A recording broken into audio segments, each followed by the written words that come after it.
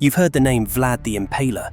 Maybe you've even heard he inspired Dracula. But the real story? It's darker than the myth. In the forests of what is now Romania, an army of Ottoman soldiers halts at the edge of a clearing. Their advance has been unstoppable for months, but what they see before them freezes even the most hardened warriors in place. Stretching for miles, thousands of wooden stakes rise from the ground. Impaled upon them are the remains of previous Ottoman scouts and soldiers, positioned deliberately to face the invading army. The message requires no translation: turn back or join them. Sultan Mehmed II, conqueror of Constantinople, orders an immediate retreat. This wasn't horror fiction. This was psychological warfare, with real victims, real terror, and real power. A calculated strategy by a ruler who understood that fear could accomplish what armies could not. Vlad III, Prince of Wallachia, had just defeated the most powerful military force in the medieval world without drawing his sword. Stay with us as we reveal the strategic mind behind the monster and why his methods, though impossible to defend, changed the course of European history. To understand the mind that conceived such terror, we must first understand the man and the violent world that created him. Born in 1431 in Transylvania, Vlad III was the second son of Vlad II Dracula, a nobleman who received the name Dracula after being inducted into the Order of the Dragon, a Christian military order dedicated to fighting the Ottoman Empire. Dracula meant dragon in Romanian, making young Vlad son of the dragon, or Dracula. But Vlad's childhood was far from privileged. At age 11, he and his younger brother Radu were handed over to Ottoman Sultan Mehmed II as hostages, living collateral to ensure their father's political loyalty. For 6 years, Vlad lived among those his family had sworn to fight. He received an Ottoman education, learned Turkish, and observed the mechanics of absolute power firsthand. While his brother Radu embraced Ottoman culture and eventually converted to Islam, Vlad developed a seething resentment and an intimate understanding of Ottoman military tactics. When news reached the young hostage that his father and older brother had been murdered, his father buried alive, his brother tortured and blinded before burial, something hardened permanently in Vlad's character. The killers were Wallachian noblemen conspiring with Hungarian forces. Betrayal was now burned into his worldview. The lesson was clear: mercy gets you killed. Released from captivity around 1448, Vlad began a brutal campaign to claim his father's throne in Wallachia, a principality in what is now southern Romania. What followed was nearly a decade of political maneuvering, military campaigns, and periods of exile, as various factions fought for control of the strategically vital region. Wallachia existed in a precarious position, caught between the expanding Ottoman Empire to the east and the Kingdom of Hungary to the west. Its rulers were forced to play these powers against each other, often switching allegiances to ensure survival. By 1456, Vlad had secured his position as Prince of Wallachia, but he ruled a fractured state with disloyal nobles, foreign agents, and constant threat of invasion. The political reality demanded extraordinary measures. What followed would earn him the Romanian name Tepes, the Impaler, and a reputation that would echo through centuries. Vlad didn't choose fear as a weapon out of madness. He chose it because nothing else would work. When he finally secured the throne of Wallachia, he inherited a kingdom in disarray. The boyars, Wallachia's powerful noble class, had spent decades treating the throne like a revolving door. They had betrayed his father. They were complicit in the death of his brother. And many still had one foot in the Ottoman Empire, the other in Hungary, ready to back whichever side gave them more influence. Meanwhile, the countryside was lawless. Corruption ran deep. Foreign merchants exploited local trade without consequence. The treasury was empty. Bandits roamed freely. And no one, not his court, not his commanders, not his clergy, could be trusted. So Vlad made a decision most leaders wouldn't dare admit, let alone act on. If loyalty couldn't be earned, it would be enforced. Not through speeches, not through diplomacy, but through terror. "If I cannot instill fear," he reportedly wrote to Hungary's King Matthias Corvinus, "I cannot rule," and Vlad meant it. Within months of taking power, he invited hundreds of noble families to a grand Easter feast. Over fine wine and ritual pleasantries, he posed a deceptively simple question: "How many princes have you served in your lifetime?" Their answers revealed everything he needed to know: how often they had flipped allegiances, sold loyalty, and treated leadership like a game. That night, he made it clear the game was over. The oldest boyars were seized and executed immediately outside the hall. The rest, Men, women, and even children were marched into the mountains and forced to build what would become Poenari Fortress. Most died there, stripped of wealth, title, and clothing. Those who survived became the foundation of a new nobility, one that feared disloyalty more than death. This wasn't rage. This was theater, a message carved into memory. Wealth won't save you. Birth won't protect you. Loyalty is your only shield. And the message didn't stop at nobles. When Vlad summoned the sick and poor to a banquet and allegedly burned the hall to the ground, he wasn't sending a message to the weak. He was sending it to anyone who might question his control of the land. Cruel? Absolutely. But it was targeted and public, exactly how he wanted it. And it worked. Foreign merchants suddenly obeyed local laws. Bandits disappeared. A German pamphlet at the time noted, "He punished thieves so thoroughly that a purse of gold could lie untouched in the road." For commoners, life became more stable, more secure, even prosperous under Vlad's brutal rule. If you obeyed, you were left alone. If you resisted, you were made an example of.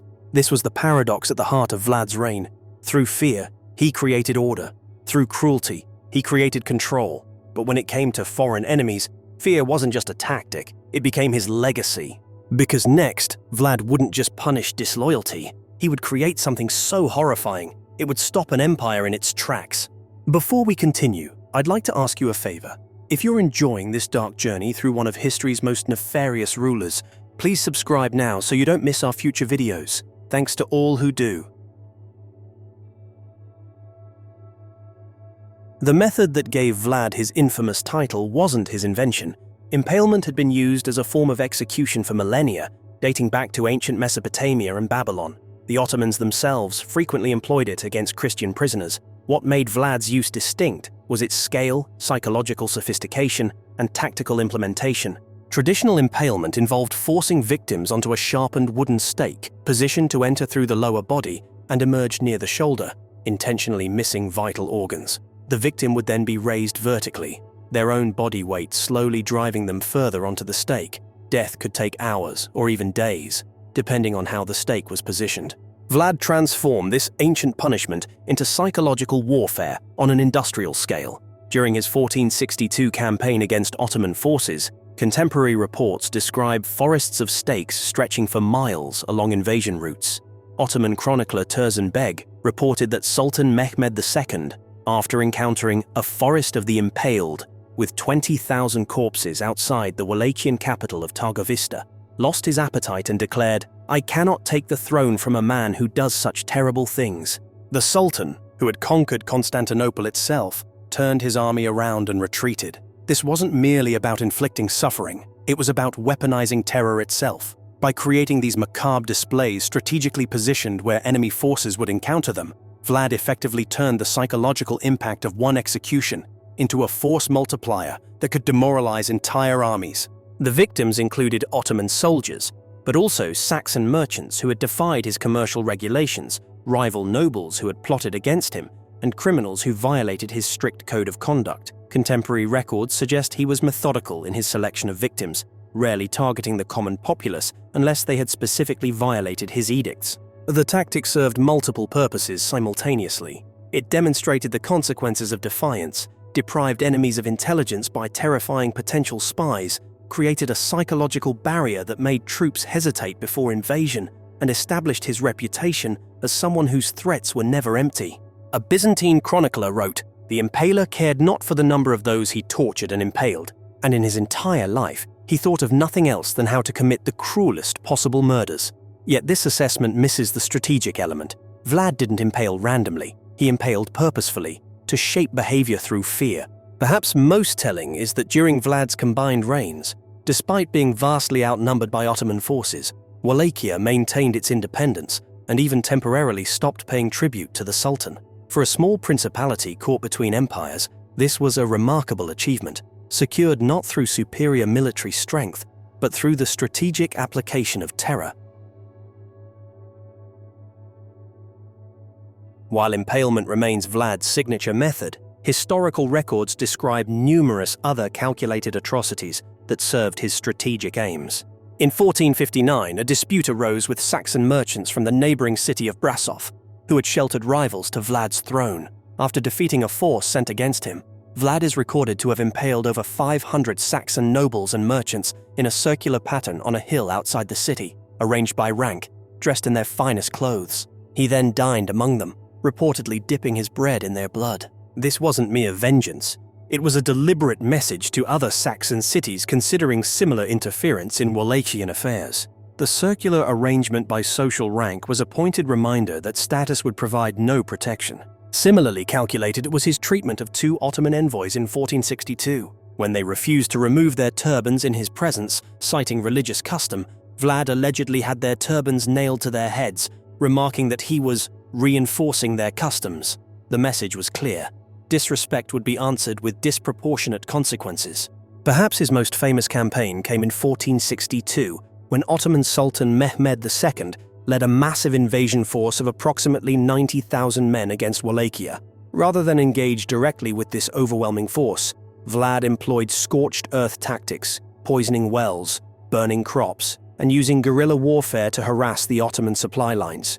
The campaign culminated in a daring night raid on the Ottoman camp, with Vlad himself allegedly disguised in Turkish clothing, seeking to assassinate the Sultan. While the assassination attempt failed, thousands of Ottoman soldiers were killed in the ensuing chaos, and the psychological impact of penetrating what was thought to be an impenetrable camp shattered Ottoman morale. Contemporary accounts describe the Ottoman retreat as more akin to a flight, with hardened soldiers jumping at shadows, convinced that Vlad could strike anywhere, at any time. These stories spread throughout Europe, sometimes exaggerated in political pamphlets that served both to demonize Vlad and, paradoxically, to celebrate his resistance against Ottoman expansion. Printed accounts described him nailing Turkish turbans to ambassadors' heads when they refused to remove them in his presence, boiling victims alive, and forcing parents to eat their own children. While some of these accounts certainly contain propaganda elements, they appear in multiple independent sources from different countries, suggesting at least a kernel of truth. What remains consistent across these accounts is not just the brutality of the acts, but their deliberate performative nature.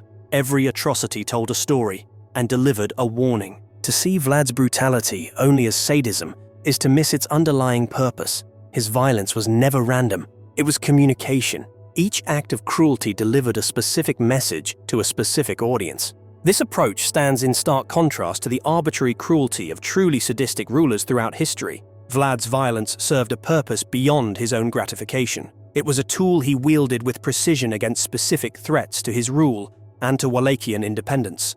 Contemporary accounts, even from his critics, acknowledge that for ordinary law-abiding Wallachians, Vlad's rule brought unprecedented security. A German pamphlet notes that he placed a golden cup at a public fountain, which remained untouched throughout his reign. Such was the fear of breaking his laws. He was cruel, but not without purpose, wrote one Byzantine chronicler. Where he punished, order followed. This calculated approach extended to his military strategy. Despite commanding a force never exceeding 30,000 men, Vlad repeatedly outmaneuvered the Ottoman army, which often fielded over 100,000 soldiers. He achieved this not through traditional tactics, but through psychological warfare, night attacks, and strategic use of terror.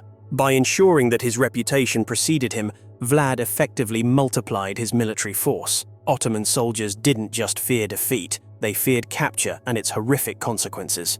This fear made them hesitate, retreat, or surrender when they might otherwise have pressed forward. In an age when small principalities were being systematically absorbed by expanding empires, Wallachia maintained its independence during Vlad's rule. Even when temporarily deposed, he left behind a legacy of fierce resistance that shaped Romanian identity for centuries to come. This doesn't justify his methods, nothing could, but it explains why, despite his cruelty, Vlad is viewed by many Romanians not as a monster, but as a necessary evil, a ruler who understood that in the 15th century Balkans, survival sometimes required terrible measures. As one Romanian historian put it, he was cruel in an age of cruelty, but his cruelty served a purpose beyond itself. It created order from chaos and independence from subjugation. Vlad's end remains as contested as his life. Most historical accounts agree he died in battle in December 1476 or January 1477, fighting against Ottoman forces. Some accounts suggest he was assassinated by disloyal boyars during the confusion of battle.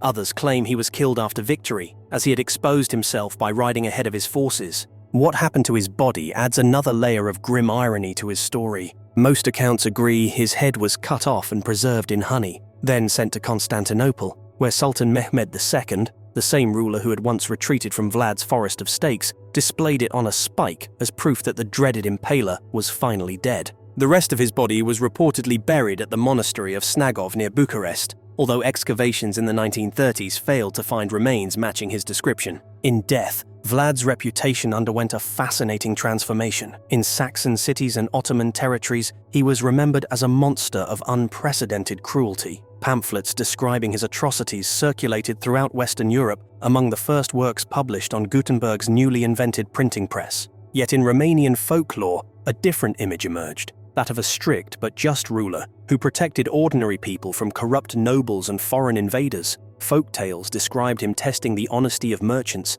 punishing the lazy and dishonest, and defending Romanian lands against overwhelming odds. This dual legacy persisted for centuries, until an Irish author named Bram Stoker discovered accounts of the bloodthirsty Wallachian prince while researching his Gothic novel. Borrowing the name Dracula, son of the dragon, and the association with Transylvania, Stoker created the most famous vampire in literary history, ironically transforming a historical figure known for impaling his enemies into a fictional character who drained blood through puncture wounds in the neck. Today, Vlad remains one of Romania's most recognized historical figures. Statues of him stand in cities throughout the country. His portrait hangs in the National Military Museum in Bucharest. Annual festivals celebrate his resistance against Ottoman invasion. His methods cannot be justified by modern moral standards, or even by the standards of his own time, which is why he gained such notorious fame among contemporaries. Yet his effectiveness cannot be denied. A small principality, caught between expanding empires,